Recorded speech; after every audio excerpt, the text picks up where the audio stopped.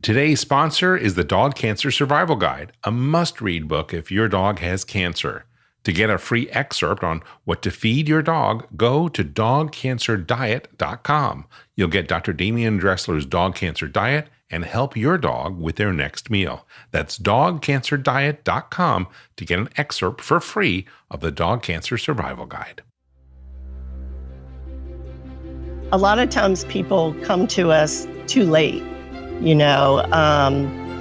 and that's just so frustrating. So we've been trying to get the word out more, especially like in Maryland. DC we get a lot from, but we've, tried to be in front of as many veterinarians as possible so they can refer their patients to us and get on different websites and get the word out there.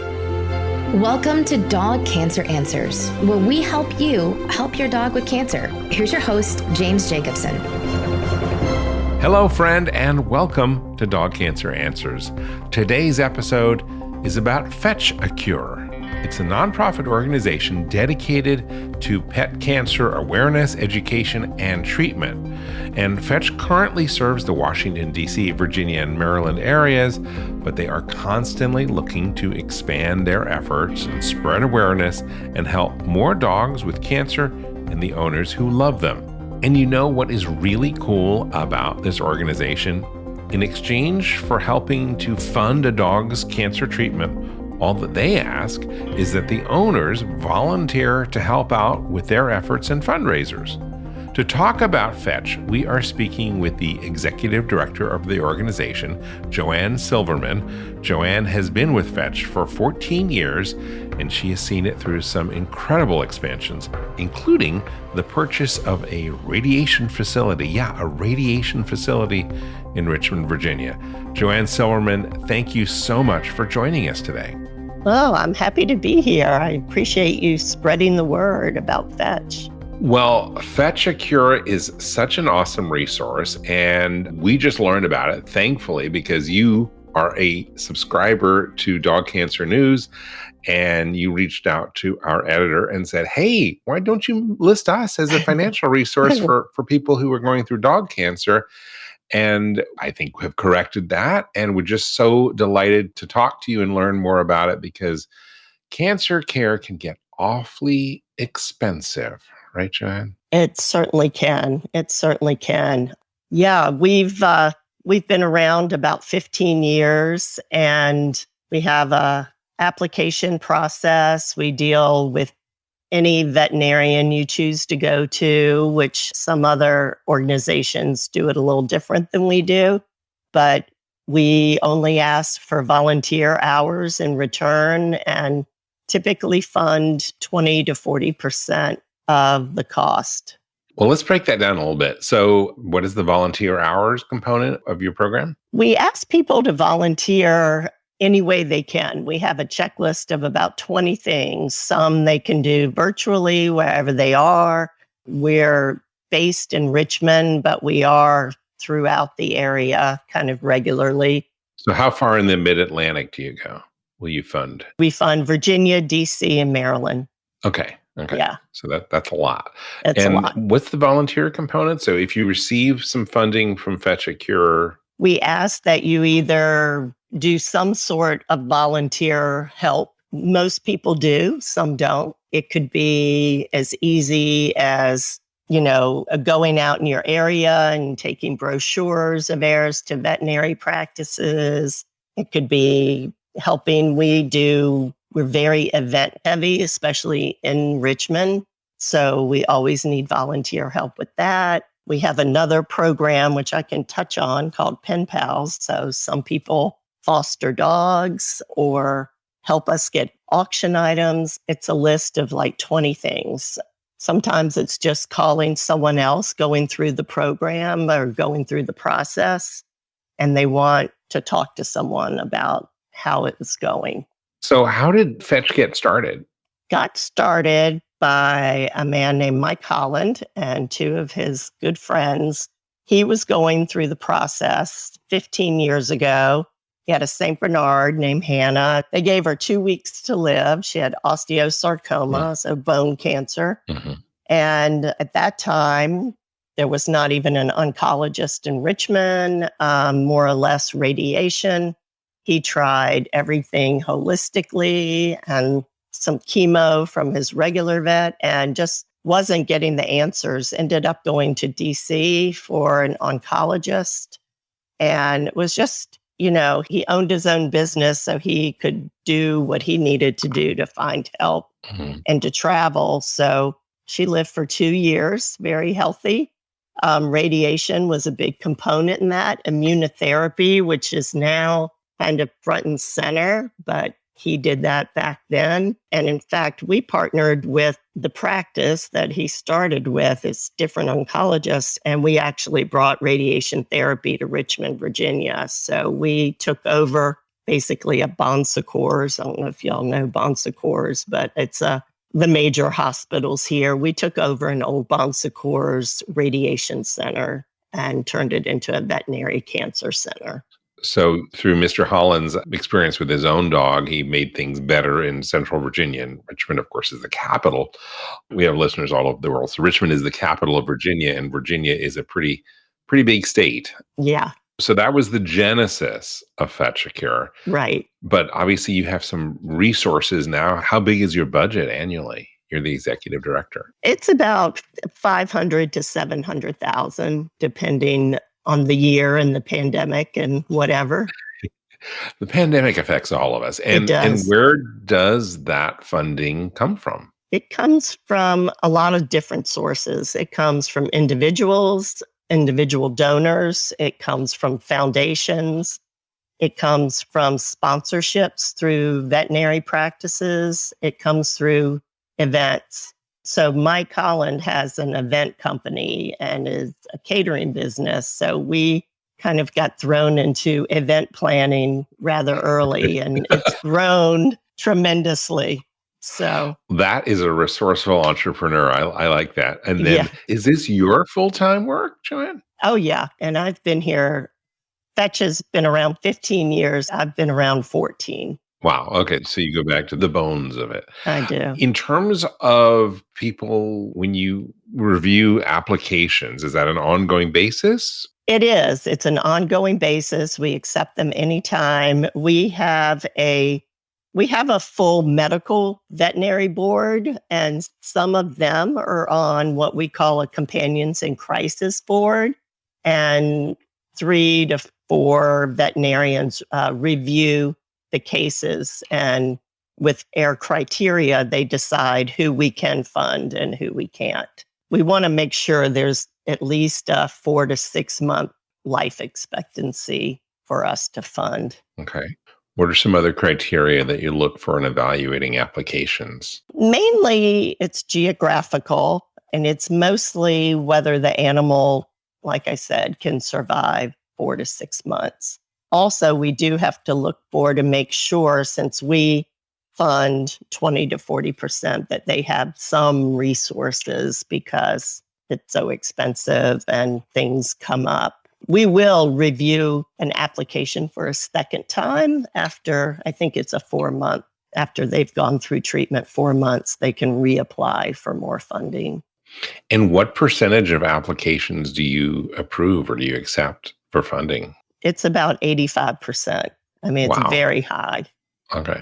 So at this point, is the challenge to raise more, revenue, more funds so that you can donate more, or is it to find people who are in need of financial support? It's really 50-50. Both. It's really like both. both. Yeah, it's both. Because a lot of times people come to us too late, and that's just so frustrating. So we've been trying to get the word out more, especially like in Maryland. DC we get a lot from, but we've, tried to be in front of as many veterinarians as possible so they can refer their patients to us and get on different websites and get the word out there. And social media, is great for this. And imagine you apply through your website, and we'll put a link in the show notes. How difficult is the application process? You said there are two parts. There's two parts, one for the applicant and then one for the treating veterinarian, which is really important to get because that's where all the what's been done. We need a confirmed case of cancer. It can't just be they think it's cancer. We need some sort of diagnosis.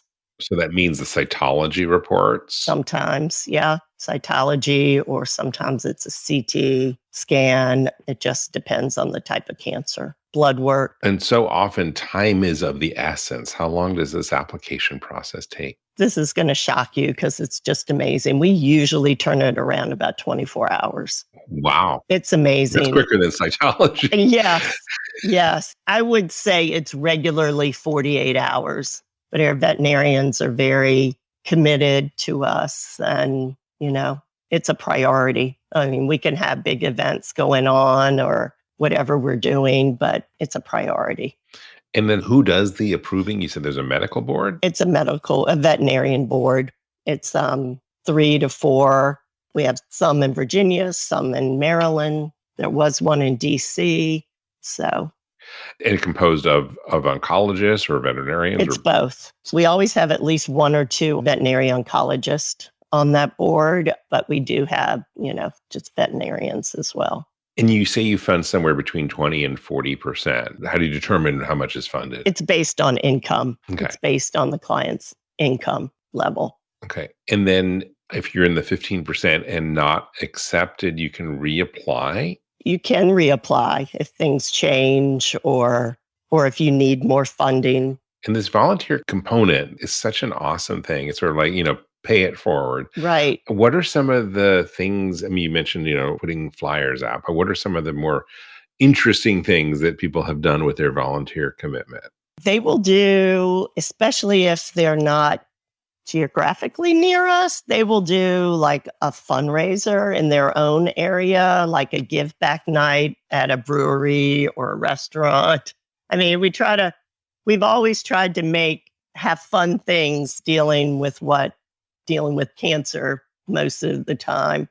They can do that. Like I said, we're event heavy, so we need a lot of volunteers for that. We do a dog walk, so we try and get people help with setup and breakdown and finding, vendors and sponsors. We also do, since Mike's dog Hannah had osteosarcoma, he started right in the beginning, a really cute program. It's called Holiday Bone Treats. We're actually doing that now, and it's bone for bone cancer. Right. And they're dog treats in a little package. I should grab one in a minute. And they're the treats. And then we kind of customize a label for the practices or businesses that have sponsored these. And then inside we have the warning signs of cancer. And on the back, it's a little card about osteosarcoma. So we have volunteers help stuff them. And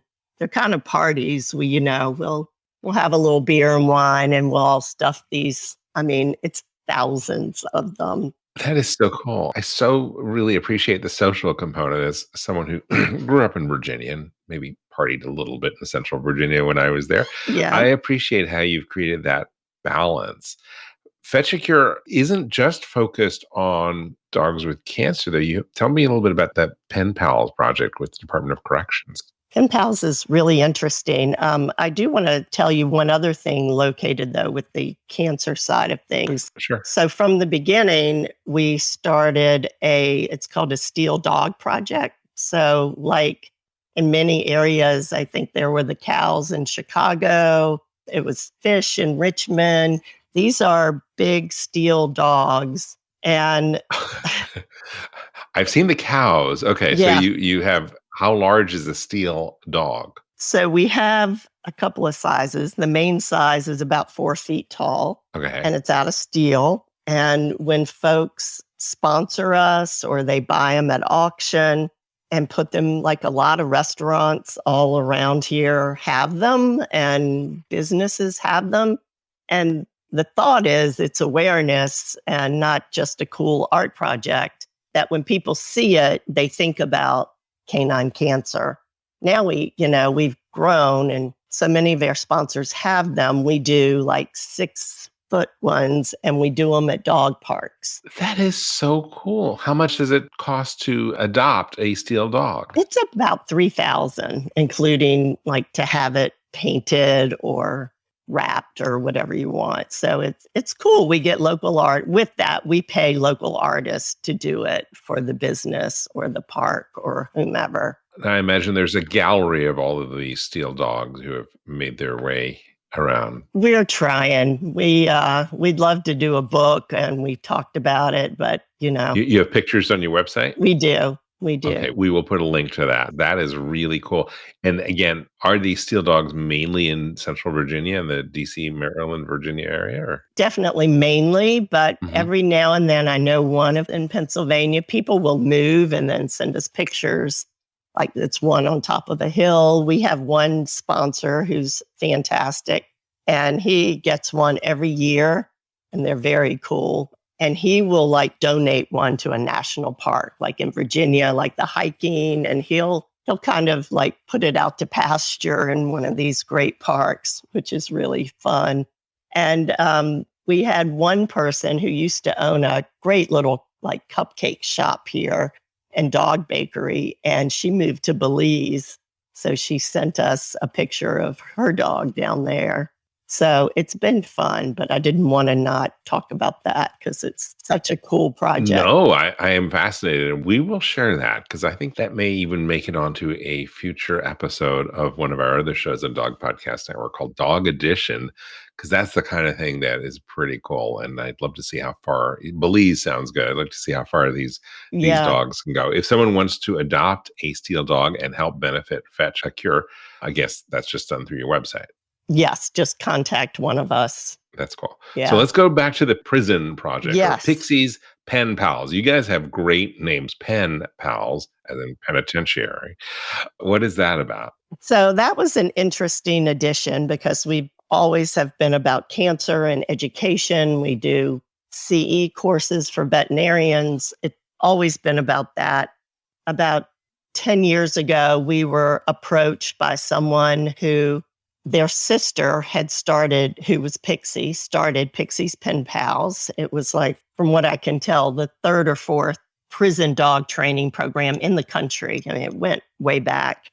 She passed away suddenly of cancer, and they were looking for someone to take this over. And she came to us, and I'm like, that's not really what we do. That's not your mission.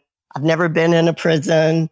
But it sounds like such a great program, and it's funded by the Department of Corrections. So I went and sat in on a couple of lessons there, and it's in 3 prisons in Virginia. One in Fluvanna near Charlottesville is the women's prison, and just blown away. So got a couple of board members to go with me, and it was just too good a project to let it go by the wayside or not to take it. So we kind of put it in with their mission of, helping dogs and helping dogs help people. And it's been going on ever since. It was on hiatus during COVID, obviously. And now I've gotten like 2 new prisons that are very interested in starting it. So we're hoping to get back in the prisons in January, February. So it's only inmates that have a spot-free record and have just stellar, situation. We typically, the prisons we look at, we want people that are there for a long time so they can be a good trainer. And each dog has 2 inmate handlers, primary and secondary. And we provide everything they need and medical care, and we have a fantastic trainer, and she goes in once a week and basically conducts training/therapy sessions, which last 2 to 3 hours for the inmates and their dogs. And they have homework, they have books to read. We sometimes get special permission for them to watch films. They're tested on it. And We intermittently will take out the dogs if we have an event that we can bring them to kind of show them off and let them find homes. And it's amazing. And they stay there until they're adopted. And how long can that be? How long do dogs stay in the pen? Well, most dogs are there. The training, they need at least 2 months, 2 to 3 months. Yeah. To just kind of get basic manners. Mm-hmm. But I will tell you, we have one dog who has been adopted twice and it didn't work out. And he now lives forever in Buckingham County. They love him there. And we still provide food and everything he needs. But he does great in the prison, but he just could never find the right home. But that's unusual. Most of them, they can't be real big dogs. It's somewhat breed restrictive. So typically not a dog over 50 pounds. Do they live in the cell? They live in the cell. With one of the primary or the secondary? Both of them. They're all in one cell. And so that's why we can't have larger dogs because it's not much room. Right. Everything has to be approved. Every little treat, every little, leash, every little thing. You can imagine it's very restrictive. What has the Department of Corrections, what has been their response to this program? They love it. They keep renewing. We have every year, it's a 2-year contract and we just got renewed for another 2 years. They love it. They've put it out for other facilities to take advantage of it. Is anyone else doing this in the country? They are. There's definitely some great prison dog programs out there. There have been a lot in the last probably 5 or 6 years, and they're all kind of have a different little spin on it, but it's amazing. I'll tell you a funny story. So I had a few dogs that thankfully lived a long time. So when we decided, it was time to get another dog, of course, pen pals, I wanted to get a pen pals dog, and we have fostered. We'll take them out. So my daughter and I, we looked and she picked out a dog from Lunenburg. And I probably wouldn't have picked that dog, and then it was time. So also a really neat piece of this is when you adopt the dog, you have a full hour lesson with the trainers. And they tell you exactly the idiosyncrasies of these dogs and what they like and what they don't like and what they're good at, what they're not, and along with pages and pages of their diary they keep on these dogs. And I've been in and out of all the prisons, regularly. Be careful how you say that. Yeah, I know, but in this context. And my daughter was 18, I think, I think she was 18 at the time. I had to really think about taking my young daughter into a men's prison, and they're all the highest level of security. It's not minimum security camp. Yes. And I had to it took me back. And she was like, yeah, I'm going. I want to go. I want to do the lesson. And we did. And this dog is, not to have favorites, but he is my favorite. Very obedient, very well trained. He's pretty good. Believe me, he's got a big personality. But what was funny is because we had another dog at the time and I have a cat, we took him out. I wanted to take him out for the weekend to make sure he would fit with everybody. And he wasn't finished his training. So I just wanted to take him out for the weekend and take him back. And our pen pals manager at the time handled that for me and got a volunteer to pick him up and bring him. But that inmate, this was the first dog he had ever trained. And he had his mother call our manager of pen pals who works for me and wanted to make sure he was in a safe home and that he was coming back and that it wasn't anyone that would do him any harm. And she's like, no, you should feel quite all right. He's in a safe place. We've never had that from anyone else. But when I decided to take one out for the weekend, and he was awesome. And we put him back in to finish his training and then went for the lessons. And that was about 5 years ago. What a win-win. Yes, totally win-win. Joanne, that is awesome. I want to talk a little bit about your pet loss support group. We're going to take a break, but when we come back, we're going to change it a little bit, get back on cancer and the support group that you have for people who are dealing with the loss of a pet. We'll be right back. Do you have a dog with cancer? Need a little support? Well, please join us and find a few thousand new friends in our private Facebook group called Dog Cancer Support. Our group is the least judgmental, most helpful and supportive group on the platform, and it is rigorously monitored for kindness. You won't be asked for money or sold anything or ganged up on if someone disagrees with your choices. You will be listened to, empathized with, and given gentle support and solid advice. We average 75% participation for a reason. It's the only place on Facebook that feels like a truly loving group of people. And if you're not a member yet, join today by typing Dog Cancer Support into the search box in Facebook or by going directly to dogcancersupport.com. We'll see you there.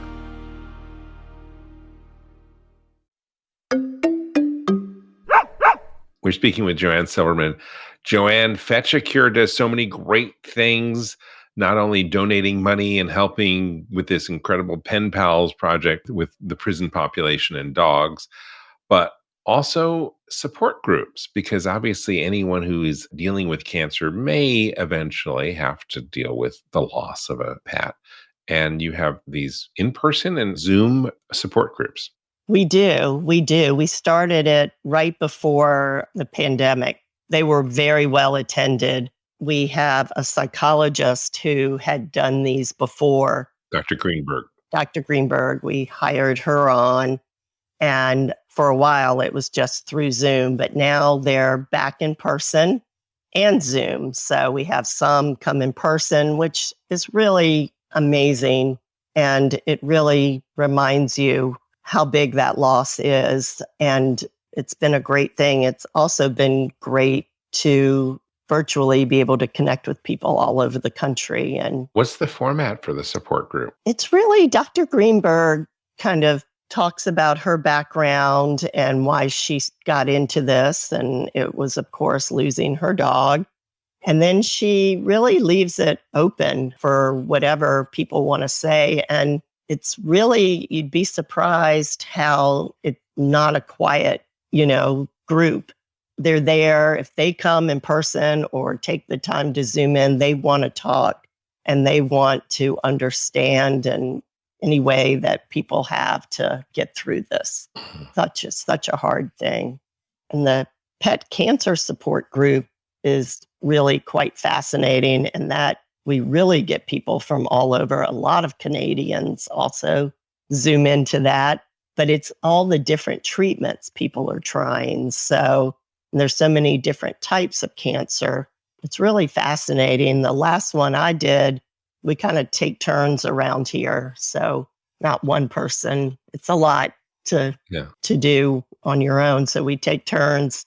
The people, were asking, can you share everyone's email on this call if we all agree? Because we'd really like to talk more. And they all agreed and we shared it and they keep up. And it's just helps knowing people are all going through the same thing. And it is. It's such an important thing to know that you're not alone when you're dealing with pet cancer.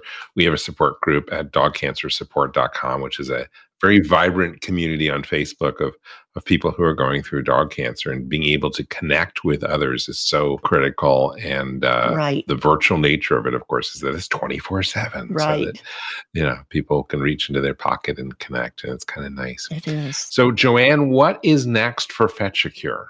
Oh, what's next? I think really to get our word out more. We'd love if we get to the point of including, more areas to provide funding. I told you a little bit about our building, which we've expanded that and have different veterinary practices here. We just did kind of an addition. So that's been our project. I didn't get that. So where you're headquartered is that also the radiation, it is. Veterinary clinic? I got it. Okay. It is. So it's also the oncology service, which is part of Ethos, which you may know. They were at a different practice somewhere else in town. They're all over the country. And they moved their whole practice, which is a staff of 25. So we bought this building and they've built out the rest of the space. Wow. So it's a pretty big facility there in It's Richmond. huge. It's a On huge. Staples Mill Road. It is. Yeah. It's a huge facility. We also have another holistic veterinary practice that's here also that does chiropractic work and acupuncture and all sorts of things. Wow. An amazing resource if you live in or near Central Virginia. Absolutely. And you guys are doing such amazing work. I'm so delighted that we got to chat today, Joanne. And anything you'd like to leave us with? No, I just appreciate the time and getting with us and spreading the word about Fetch and all that you do about dog cancer and all that entails. Well, thank you, Joanne, and thank you for joining us today on Dog Cancer Answers. If you liked any of the links that we talked about, please check out the show notes where we have all those links, or visit our website at dogcanceranswers.com. I'm James Jacobson on behalf of all of us here at Dog Podcast Network.